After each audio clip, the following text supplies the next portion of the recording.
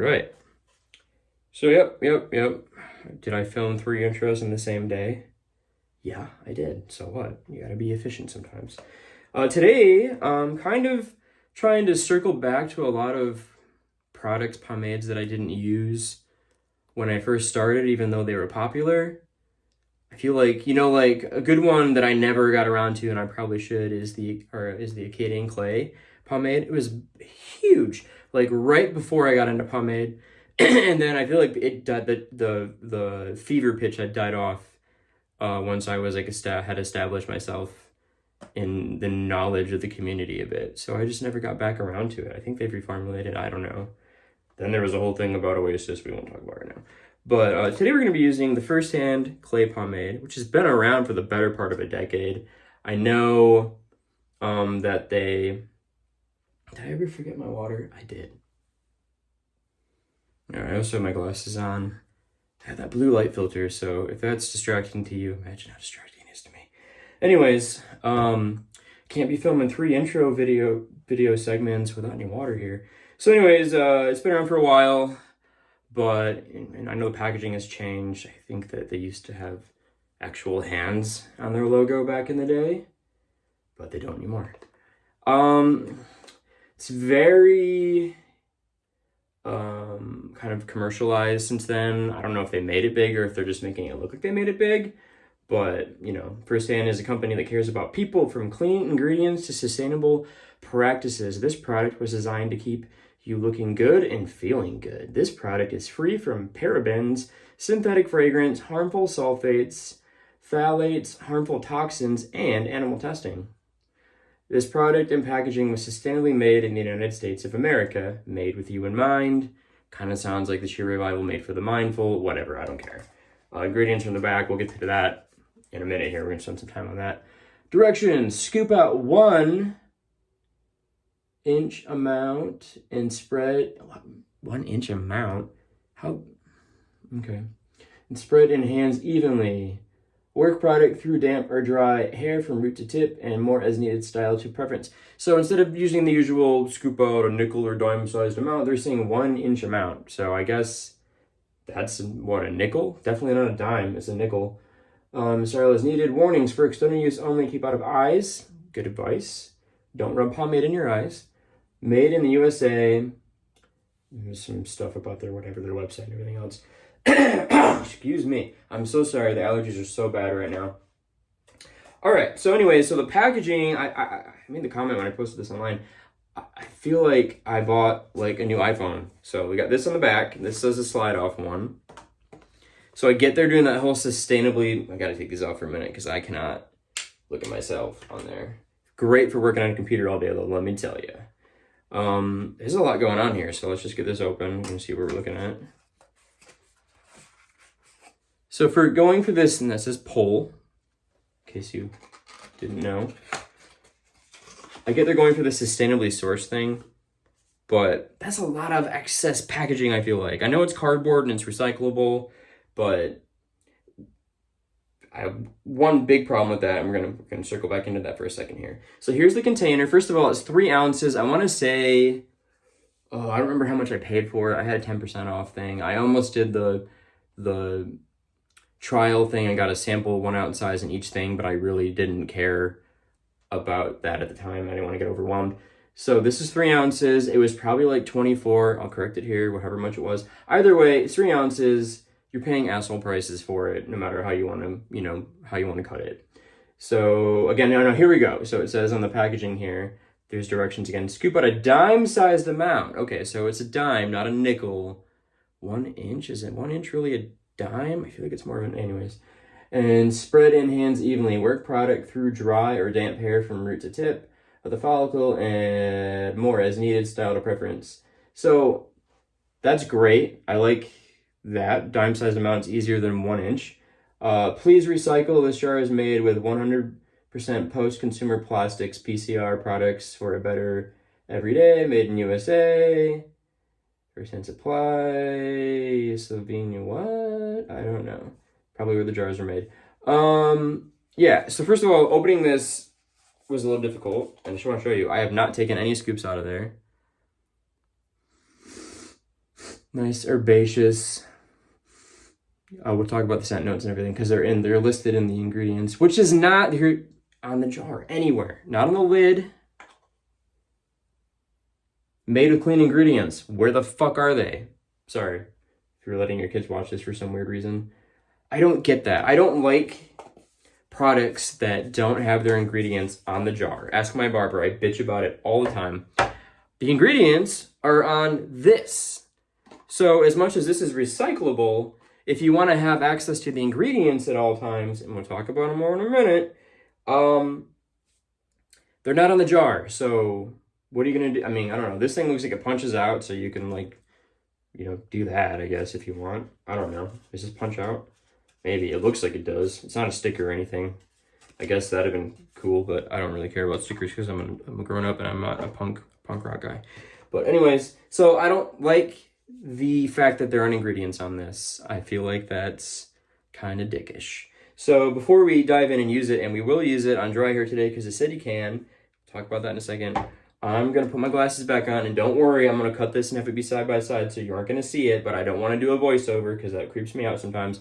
And I'm going to go through these ingredients real quick because when I pop them up here, you're going to see, you know, they're talking about their honest ingredients is how they list them. It's a bit complicated. So we've got, I'm going to go one by one here. Bear with me here, okay? So honest ingredients, and I've got the plain English list here that I'll pop up for you. Aqua. Well, we know that's water, right? Sarah Alba, which is beeswax.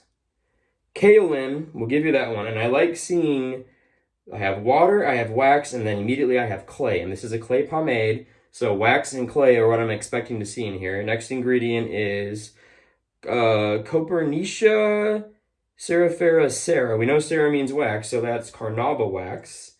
PEG 40 hydrogenated castor oil, we know that one. Butyrospirmum parquet butter, that's shea butter. Lecithin, we know what that is, that's an emulsifier. Sodium sesquicarbonate. So that I found out is a borax substitute that is EU friendly because they don't let you use borax in health products or maybe even cleaning products over in the EU, I think. So if you want to be an international market, having borax in your pomade is kind of a pain in your butt. Prunus marinanica kernel oil. That is apricot kernel oil. Then we have, where'd we go? Vitis vinifera seed oil, grape seed oil. And then if I knew what it was, I got sick of writing things out when I knew what they were. So then we have glycerin and sodium chloride. You're going to see those, and you're going to see those in shave soaps and everything like that. Then we go on. So Argania spinosa kernel oil, which is argan oil. So that's a nice healthy ingredient we're seeing in there. Citrus aurantium bergamot fruit oil. So we're getting to the scent notes now. So that's bergamot. Then we have lavandula angustifolia flower oil. That's lavender, of course. And then juniperus communis wood oil. Juniper, I'm assuming it's leaf. It's not berry because that's a different oil, but I don't know if there's actually a wood oil, but that's what they're putting on there. So there you go. Artemisia absinthium oil, that's common wormwood.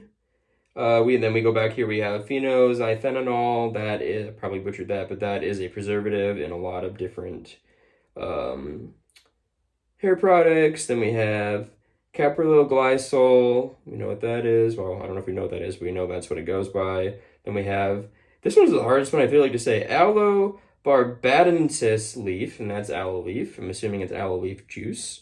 And then we go on to some more scent notes real quick, where we have Bursera, Gravolians, wood oil, which is Palo Santo. Then these other ones, we have another one that's got its own name, which is tocopherol. And then we have glycine soja oil, which is maybe how it's pronounced, but either way, it's soybean oil. Then we have three we know, sorbic acid, D-limonene, citral, linalool. Those last three are in tons of hair products and other beauty products, I'm sure. But yeah, plain English is what I put it in. It's honest ingredients if you remember your binomial nomenclature from like 8th grade science. So yeah, so I broke that down just because I was like, what the hell is all this? And I know what most of it is. And again, I always say I am an enthusiast, not an expert. So I'm not going to sit here and break it down and tell you exactly what each ingredient does. But we can start at the top. We like water when it's a water-based product. We like beeswax. Beeswax is going to give you some amount of hold. It's going to help with separation and texture. I feel like kaolin is the big and only real clay ingredient I see in here, and I like seeing it up in the top 3 because it's not, it's not like getting shoved in at the end like some other products. Carnauba wax is a wax that seems to be used as a emulsifying wax at times. PEG 40 hydrogenated castor oil, that's going to be in a lot of different types of pomades, from oil-based to water-based. And then we get into some kind of, shea butter. It's going to be for hair health. Lecithin is the emulsifier, and then we get into the borax, and then then you jump into a little bit with like the hair health oils, like the apricot and the grapeseed and the argan, and then you're into the scent, and then the preservative, and then a couple other things, but mostly just things that are there because they're in most every hair product. So there. All right, so what am I expecting from the scoop? Just from like looking at the thing, I know that it's going to be waxy. I know it's a true clay pomade and not a clay or paste. And I know that from looking at it too. You've got some nice bubbling going on there. If you can see it, it's got a nice kind of shiny texture to it. So you can see there's some wax elements in there, I feel like. So let's go ahead and see what it's like to scoop. I'm going to try with my finger right there. Bring it in here if I can. Get it right. There we go. Yeah, and so you can see, because of that wax content there, it's going to break and spread a little bit. Is that a dime? We'll go with a dime. So let's just see how this goes on the breakdown here.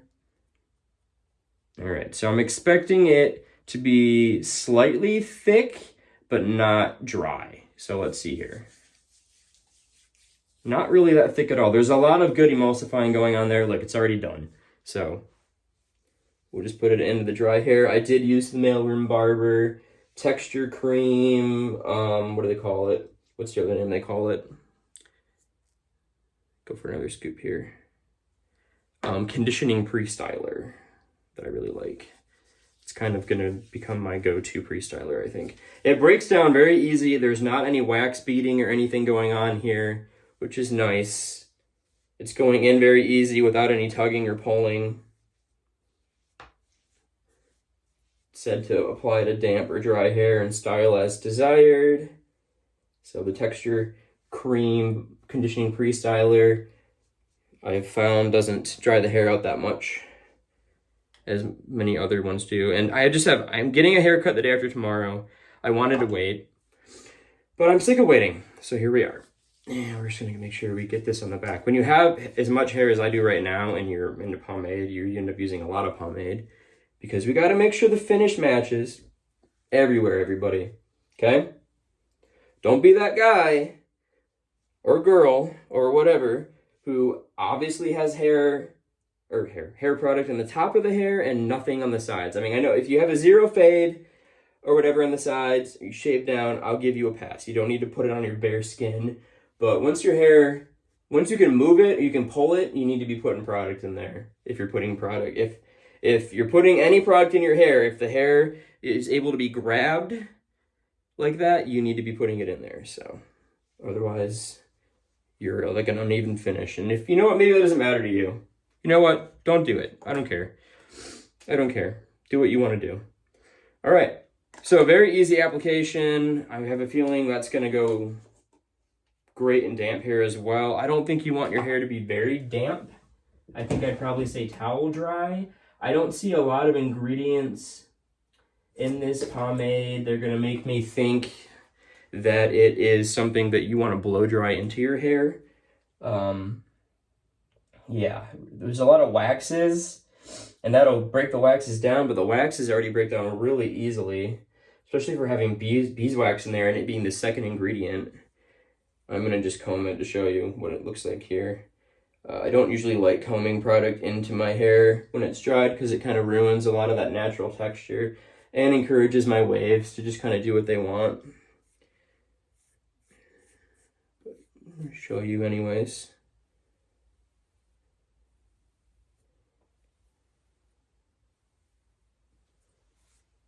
Yeah, it's starting to go over the ears here. Gonna have fenders soon. So again, first time use. This is always a risk, people, because you never know how something's gonna settle. But you know, nice, clean.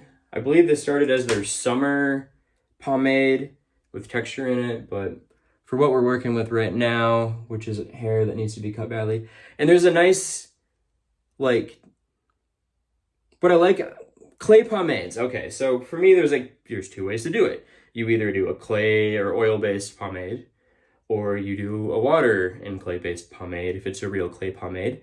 And either way, you're gonna get in most cases, you're gonna get a finish that has a little bit to it. It's not gonna be, I mean, this isn't super shiny. It's nice. It feels like it's got like a healthy look to it. It doesn't, like a lot of clays will dry them out, you know, especially those drier clays, they'll dry your hair out a little bit especially when you add it to dry hair for me. But this is a nice kind of low shine natural finish, I feel like. I bet if you put it in damp hair, there's maybe a slightly more shine to it, but I kind of like the finish on this for my hair. I can't do a lot of shine because with how much texture I have, it just kind of makes my hair look dirty, but I'm into it. I am into it for real, which is good. It's good. I'm happy I like this. Now, again, packaging. I mean, the jar itself, I like. I don't mind that it's, you know, that it's this, but I do wish that they put the ingredients on here someplace, and it's weird to me that they don't. And I kind of felt like when I was looking at buying it, I don't want to say they hid the ingredients, obviously. You could get to them, but like you had to like deep dive into the website to actually get to the full list. So I don't know what that's about. But I'm glad that the ingredients are on the packaging at least. But then, like I said, you feel like you're, you know, am I going to keep it like this? No. Am I going to put it back in the box and keep it like that forever? No, I'm going to get rid of this. I'm just going to get recycled.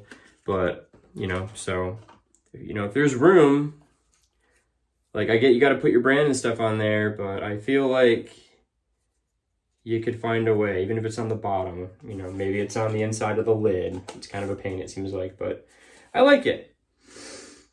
Nice natural scent. Doesn't have an overpowering scent. I'm wearing my Dior Homme 2020. Sorry, I'm not an OG with the lipstick iris. I don't mind it, but this is my everyday juice over here, and that's not going to interfere with that at all. So, and I like the way it finished. So, I'll probably bring it. My barber is familiar with it. He thought about stocking it, so I'll probably bring it to my haircut on Friday and just see if we can give you anything on the aftermath of that. So yeah, 2023, still, we'll see how the longevity goes. I'll check in a little bit. Can't do anything about this right here. This is where it's taken over with my cowlick right here. So when I, you know, if I comb it especially, it's going to come out and get that cleaned up. But I'll check in for the longevity in a little bit and see how it looks.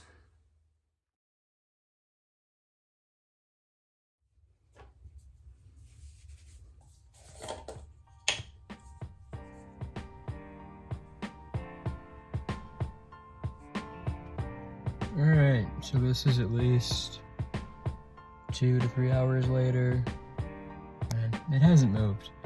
It's a little unfair maybe to test it using the Mailroom Barber Texture Cream, but I don't normally do dry apply unless I'm using something first, even if it's just the same product. So usually I put the product in and then blow dry it.